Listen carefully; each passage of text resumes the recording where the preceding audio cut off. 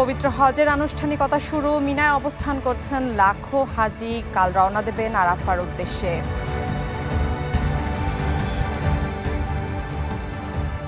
আমন্ত্রণ world news টুডেতে, সাথে আছি আমি মিলা খন্দকার। লাব্বাইক আল্লাহুম্মা লাব্বাইক ধ্বনিতে শুরু হয়েছে পবিত্র হজের আনুষ্ঠানিকতা। আজ মিনায় অবস্থান করবেন হাজিরা। মধ্যপ্রাচ্যের যুদ্ধের দামামা, আকাশপথের অনিশ্চয়তা, কোনো কিছুই আল্লাহর ঘরমুখী এই স্রোতকে থামাতে পারেনি। এবছর 15 লাখের বেশি মুসলমান পৌঁছেছেন পবিত্র ভূমিতে। তাদের মধ্যে রয়েছেন ৭৮,৫০০ জন বাংলাদেশীও।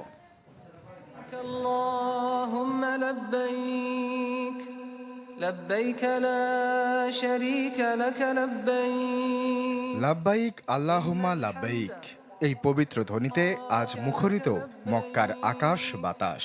ইন্নাল হামদা ওয়ান নি'মাতা লাকা ওয়াল মুলক লা শারীকা লাক। পবিত্র হজের আনুষ্ঠানিকতা শুরু হয়েছে। বিশ্বের নানা প্রান্ত থেকে আসা লাখো মুসলমান বর্তমানে অবস্থান করছেন তাবুর নগরী মিনাতে।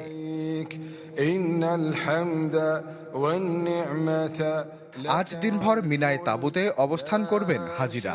সেখানে 5 ওয়াক্ত নামাজ আদায় করে সৃষ্টিকর্তার সন্তুষ্টির জন্য দোয়া করবেন তারা।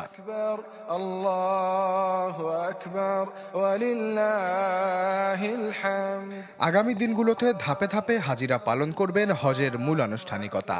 আগামীকাল 26 মে জিলহজের 9 তারিখে তারা মিনা থেকে আরাফাতের ময়দানে যাবেন।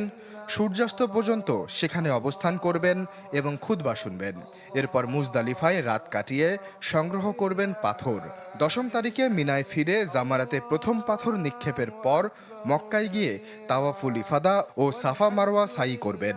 এরপর 11 থেকে 13 তারিখ পর্যন্ত 3 দিন 3টি জামারায় পাথর নিক্ষেপ শেষে তাওয়াফুল বিদা করে হজের সমাপ্তি ঘটাবেন। সৌদি আরবের হজ ও উমরা মন্ত্রণালয় বলছে, এবছর নানা দেশ থেকে মোট 15 লাখের বেশি মানুষ মক্কায় এসেছেন হজ করতে। আগামী দুদিনে এ সংখ্যা আরও বাড়বে বলে আশা করা হচ্ছে। গেল বছর মোট হাজির সংখ্যা ছিল 16,73,000। উল্লেখ্য যে মধ্যপ্রাচ্যের যুদ্ধ পরিস্থিতি সত্ত্বেও এবছর বিদেশি হাজির সংখ্যা গেলবারের চেয়ে বেশি। গেল ফেব্রুয়ারিতে যুক্তরাষ্ট্র ও ইসরায়েলের হামলার পর উপসাগরীয় দেশগুলোতে চলছে উত্তেজনা, যার ফলে আকাশপথ সাময়িকভাবে বন্ধ হয়ে যায় এবং বেড়ে যায় ভ্রমণ খরচ। মার্কিন দূতাবাস এবছর নাগরিকদের হজে অংশ না নেয়ার পরামর্শ দিলেও বহু মুসলিম তা উপেক্ষা করেই এসেছেন পবিত্র ভূমিতে। ইন্নাল হামদা ওয়ান নি'মাতা। এবছর বাংলাদেশ থেকে হজ পালন করছেন ৭৮,৫০০ জন। মক্কায় বাংলাদেশ হজ অফিস ও সংশ্লিষ্ট হজ এজেন্সিগুলো নিশ্চিত করেছে, বাংলাদেশি হাজিদের মিনায় স্থানান্তরের সব প্রশাসনিক ও লজিস্টিক প্রস্তুতি সম্পন্ন হয়েছে। আশ্বাস চৌধুরী, চ্যানেল 24। দর্শক, হজের আনুষ্ঠানিকতা নিয়ে জানাতে সৌদি আরব থেকে আমাদের সাথে যুক্ত হচ্ছেন সহকর্মী সৈয়দ আহমেদ ভুইয়া। সৈয়দ, আজ থেকে হজের আনুষ্ঠানিকতা শুরু হয়েছে। কাল হজ মিনা থেকে আরাফার উদ্দেশ্যে যাবেন হাজিরা। সেখানে দিনব্যাপী যে আনুষ্ঠানিকতা রয়েছে সে বিষয়ে জানাবেন।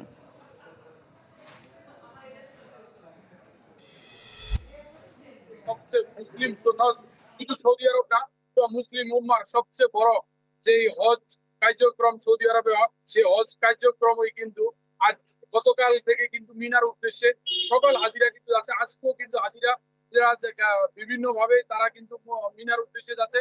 আজ সারাদিন এবং রাত্র থাকবেন।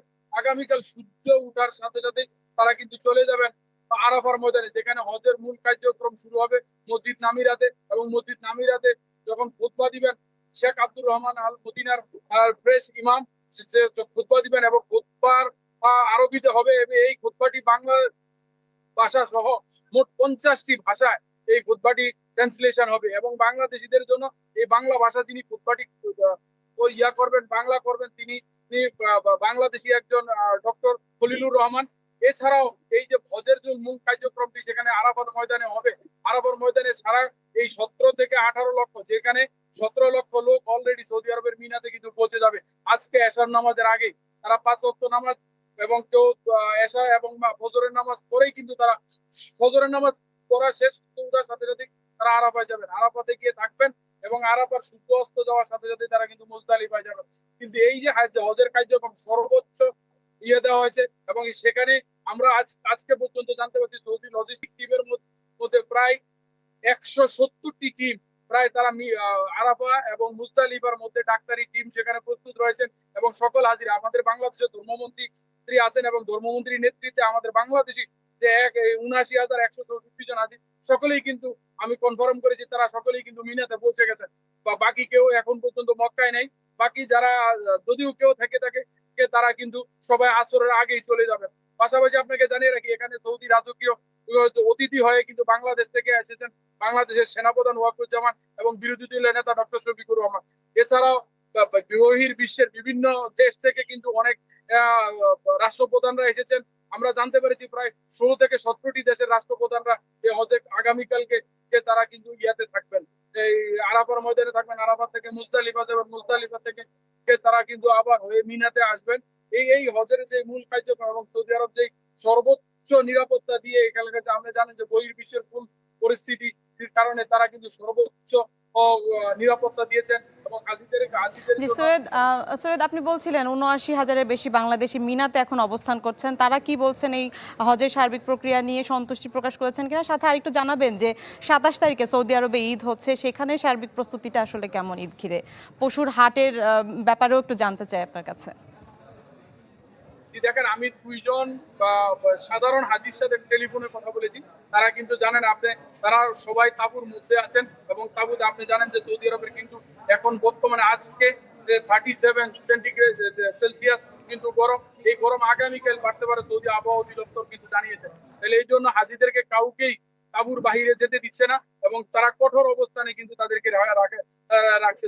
সকল হাজিদের গেটের সামনেই কিন্তু সৌদি পুলিশ এবং সৌদি বিভিন্ন সিকিউরিটি ফোর্স আছে, কাউকেই তাঁবুর বাইরে দিচ্ছেন এবং সম্পূর্ণ শীতাতাপ নিয়ন্ত্রিত তাঁবুগুলি আছে। পাশাপাশি আপনি যে হজের যে হজ শেষ হওয়ার পরে যে কোরবানিটি হবে, কোরবানিটি কিন্তু আসলে মক্কায় একটি স্থান নির্দিষ্ট করা আছে এবং কয়েকটি স্থানেই তারা কিন্তু এই কোরবানি দিবেন। আপনি জানেন যে 17 লক্ষ হাজির মধ্যে যারা সকলেই কিন্তু কোরবানি দিবেন, যদিও সকলে কোরবানি কমপক্ষে 15 লক্ষ কোরবানি, এই 15 লক্ষ লোকের কোরবানির সকল ব্যবস্থাপনা সৌদি সরকার কিন্তু সুন্দরভাবে রেখেছে এবং তাদেরকে কিন্তু হজের যে কার্যক্রম শেষ হওয়ার সাথে সাথে তাদেরকে একটি নির্দিষ্ট সময় দেওয়া হয়েছে যে কোরবানি সেখানে করার জন্য। পাশাপাশি সৌদি আরবের যে লোকাল যারা আছে তারাও কিন্তু কোরবানির জন্য প্রস্তুতি নিয়েছে এবং কোরবানির বাজারগুলিতে পশুর দাম গতবারের থেকে 2025 সালের 26 থেকে 25 সালের দাম জি বুঝতে পেরেছি, ধন্যবাদ আপনাকে। সৌদি আরব থেকে সহকর্মী সৈয়দ আহমেদ আমাদের সাথে যুক্ত হয়েছিলেন। হজ পালনে বিশ্বের প্রায় 15 লাখের বেশি মুসল্লি এখন মক্কা নগরীতে, কিন্তু আধ্যাত্মিক এই যাত্রায় এসে বাড়তি দামের কষাঘাতে পড়েছেন হাজিরা। মসজিদুল হারামের আশপাশের বাজারে সবকিছুর দামই আগের চেয়ে বেড়েছে দ্বিগুণের বেশি। চলমান যুদ্ধ পরিস্থিতি ও হরমুজ প্রণালী বন্ধের প্রভাব এসে পড়েছে ইসলামের পবিত্রতম এই নগরীর বাজারেও। পবিত্র হজের মৌসুমে মক্কায় এসে বাড়তি দামের চাপে পড়েছেন বিশ্বের বিভিন্ন প্রান্ত থেকে আসা হজ যাত্রীরা। মসজিদুল হারামের আশেপাশের বাজারগুলোতে ক্রেতার ভিড় থাকলেও কমেছে কেনার সামর্থ্য।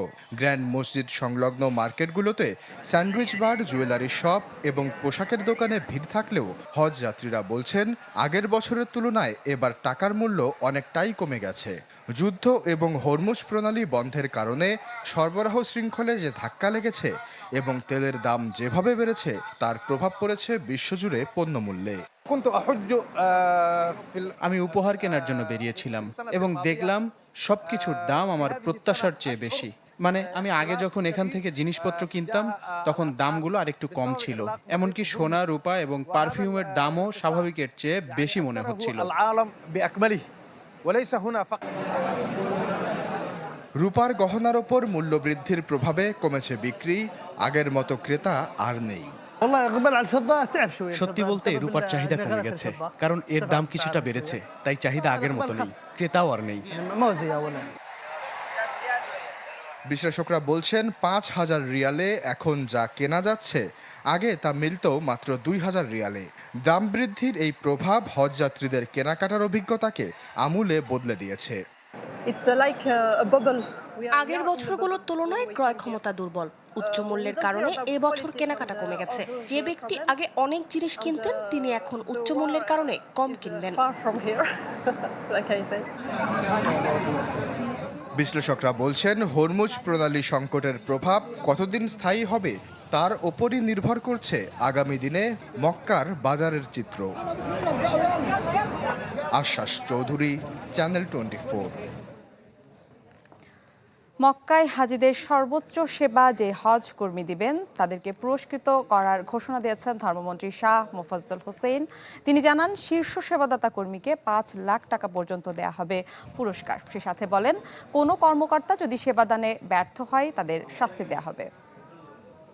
আমাদের সরকারি কর্মকর্তা কর্মচারী যারা আছেন সবাইকে একটা অনুরোধ করব, আপনারা জন্য কোনো ব্যত্যয় ঘটান আপনাদের টিএ সুবিধা কোনো কিছু দেওয়া হবে না, সব কেড়ে নেওয়া হবে, সব কেড়ে নেওয়া হবে। কারণ হাজিরা যদি অসন্তুষ্ট থাকে আপনাদের কাউকে কোনো সুবিধা দেওয়া হবে না। হাজিরা যদি সন্তুষ্ট থাকে দরকার হলে আরো বেশি কেমনি সুবিধা দেওয়া হয় সেই চেষ্টা আমরা করব। আপনারা যারা হজ গাইড আছেন সবকিছু নির্ভর করছে আপনাদের উপরে। আসলে মন্ত্রণালয় থেকে যারা আসছেন তারা আপনাদেরকে সাহায্য করবে, সহযোগিতা করবে, কিন্তু মেইন হাজিদের খেদমত করবে হজ গাইডরা। প্রতিবারের মতো এবারও হজের খুতবা অনুবাদ করা হবে বাংলায়। এ বিষয়ে অনুবাদক হিসেবে কাজ করবেন বাংলা বিভাগের পরিচালক ডক্টর মোহাম্মদ খলিলুর রহমান।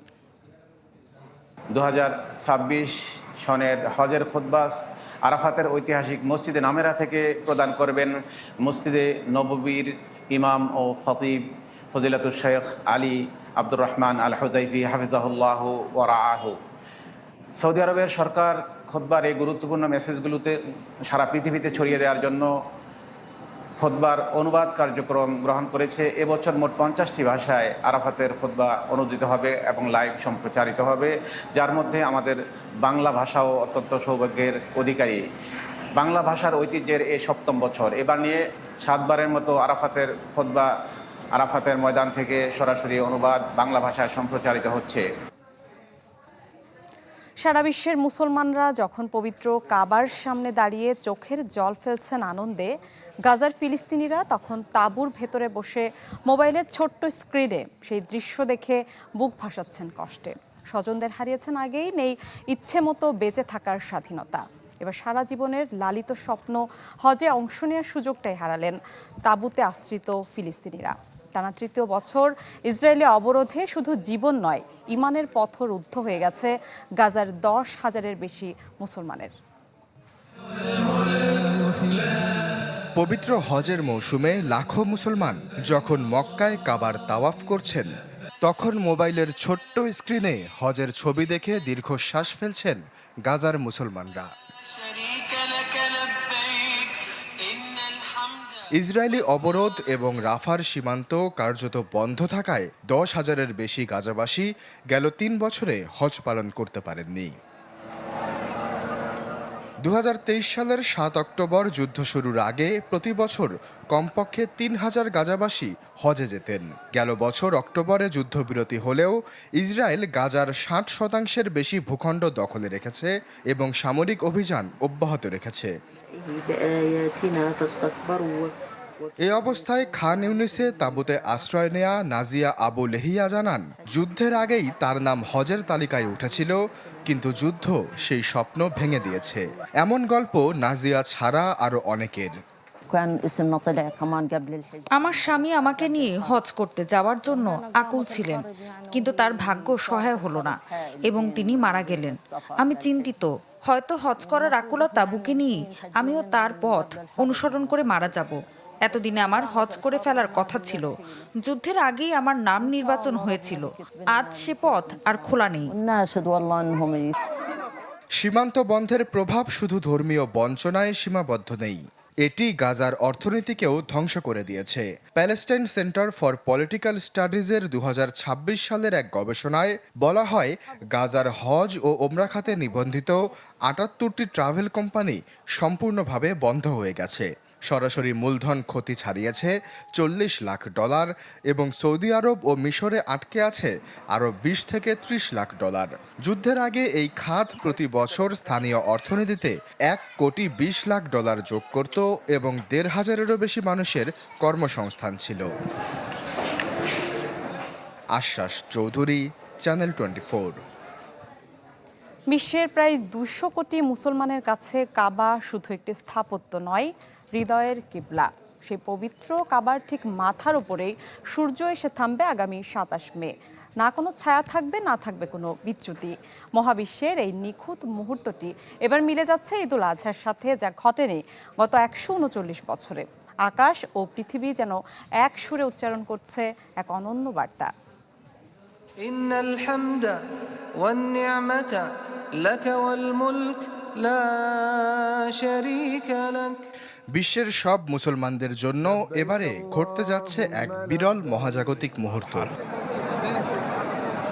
আগামী 27 মে সৌদি আরবে ঠিক দুপুর 12টায় সূর্য সরাসরি পবিত্র কাবার উপরে অবস্থান নেবে। ফলে এই সময়ে কাবার কোনো ছায়া থাকবে না।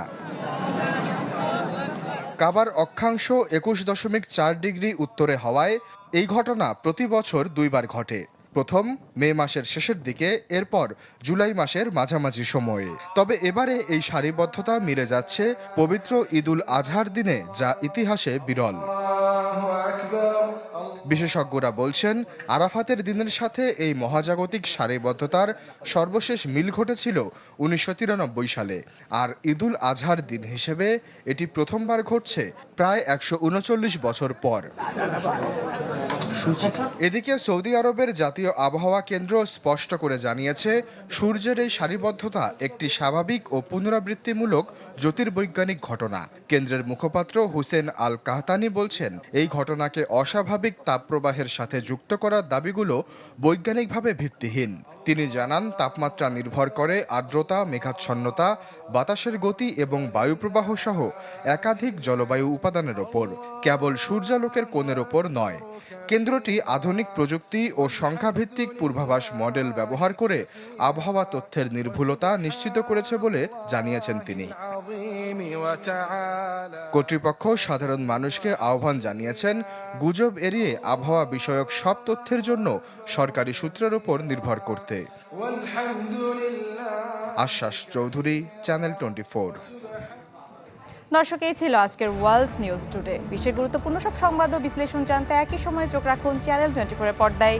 এছাড়াও দেখতে পারেন ফেসবুক এবং ইউটিউবে। এতক্ষণ সাথে থাকার জন্য ধন্যবাদ সবাইকে।